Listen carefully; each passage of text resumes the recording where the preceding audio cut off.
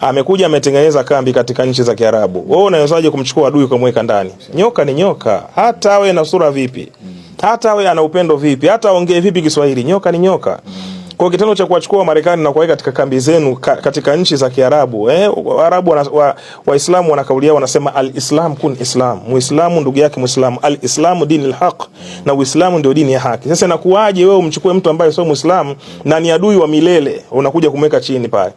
Maana yake nyinyi mnataka mtawaliwe milele. Kwa anachokifanya Irani ni fi sabilillah, sayahu walladhina amanu adulakum wala tijaratin tunjilukum min adhabin alim tu'minuna billahi wa rasulihi tujahiduna fi sabilillah amwalikum wa anfusikum dhalikum khairul lakum in kuntum ta'lamuna. Kwa mwamba ameamua kujitoa fi sabilillah kwa ajili ya Mwenyezi Mungu. Kwa nini? Kwa sababu amezungukwa na wanafiki. Wewe kama ni ndugu yangu huwezi kuwa tayari kumchukua adui kumweka nyumbani kwako, kwa sababu huyo adui ni adui yangu mimi. Wewe kama ni mwanangu, mimi ni kifa kiafisa, tunasema mtoto wako anatakuwa ni mlee mimi na mke wako anatakuwa ni mlee mimi. Hasa inakuaje adui yangu mimi unamweka nyumbani kwako?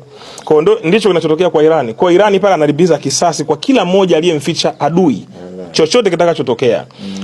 Ukiangalia kuna wale watoto ambao wameuawa juzi kati, wale sio watoto, wale ni na science.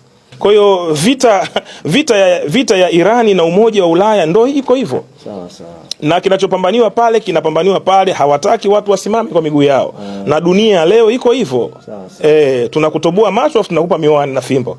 Ndivyo ndicho kinachoendelea. Kwa sababu mwisho wa siku utakuwa mtumwa mpaka lini? Irani imepigwa miaka mingi sana na imeona ndugu zake wakipigwa wakiuawa kama wanyama. Kwa hiyo walichokifanya ni kupambana usiku na mchana kutengeneza watu ambao watakuwa na uwezo mkubwa wa kisayansi kwa ajili ya